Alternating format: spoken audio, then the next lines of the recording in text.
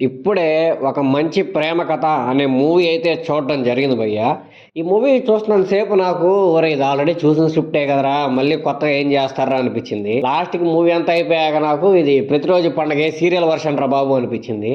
Movie అయితే నాకు అంతేమి నచ్చలేదు భయ్య. చాలా అంటే చాలా యావరేజ్, యావరేజ్ అని కూడా చెప్పలేము. ప్రతిరోజు పండగనే ఏదో వాళ్ళకి నచ్చినట్టు కొన్ని కొన్ని వాళ్ళ బడ్జెట్‌లో క్యారెక్టర్స్ అయితే చేంజ్ చేసుకొని మూవీకి అయితే రిలీజ్ చేశారనిపించింది నాకు. ఏం లేదు, ప్రతిరోజు పండగలాగే సేమ్ ప్లాట్ అనమాట. వాళ్ళ అమ్మ అనేది త్వరలో చనిపోతుంటారనమాట.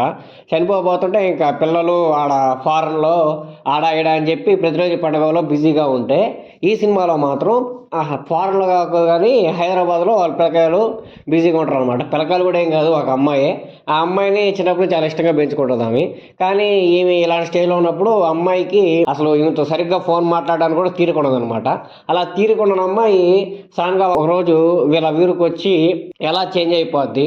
ఆమె చేంజ్ అవ్వడం వల్ల ఇంకా చుట్టుపక్కల సరౌండింగ్స్ కూడా ఎలా చేంజ్ అవుతాయి. సేమ్ రొటీన్ అట్టే ప్రతిరోజు పండుగలాగే. ప్రతిరోజు పండుగే చాలా బాగుంటది. ఆ రావు రమేష్ గారి కామెడీ గానీ, ఆ ఫైట్ సీన్స్ గానీ, కొంచెం కొంచెం మసాలా థింగ్స్ అయితే యాడ్ చేశారనమాట. ఇదైతే పక్కా సీరియలే. అలా సాగదీస్తా ఉంటారు. నీకు ఎవ్వరేం కనపడరు భయ్య. సముద్రగని గారు, రోహిణి గారు, ఇంకా సీతమ్మకిల సినిమా చెట్టు బామ క్యారెక్టర్ చేశారు కదా! వీళ్ళు ముగ్గురే అనమాట సినిమాలో ఎక్కువసేపు కనపడేది. మెయిన్‌గా ఆ బామ్మగారే. సినిమా అంతా ఆ బామ్మగారి గురించే అనమాట.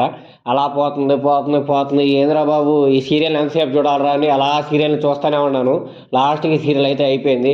హమ్మయ్య! ఇప్పటికి అయిపోయిందిరా సీరియల్ అని చెప్పి కొంచెం హ్యాపీగా ఫీల్ అయ్యాననమాట.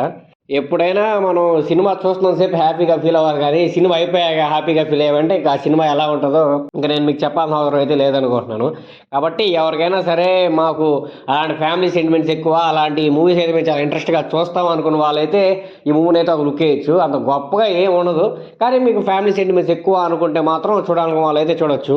మూవీ కూడా ఈటీవీ విన్‌లో అయితే స్ట్రీమ్ అవుతుంది.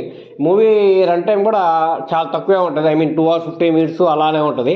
కాబట్టి చూడాలనుకున్న వాళ్ళు మాత్రం ఒక వీకెండ్ అయితే ప్లాన్ చేసుకొని అలా చూడొచ్చనమాట.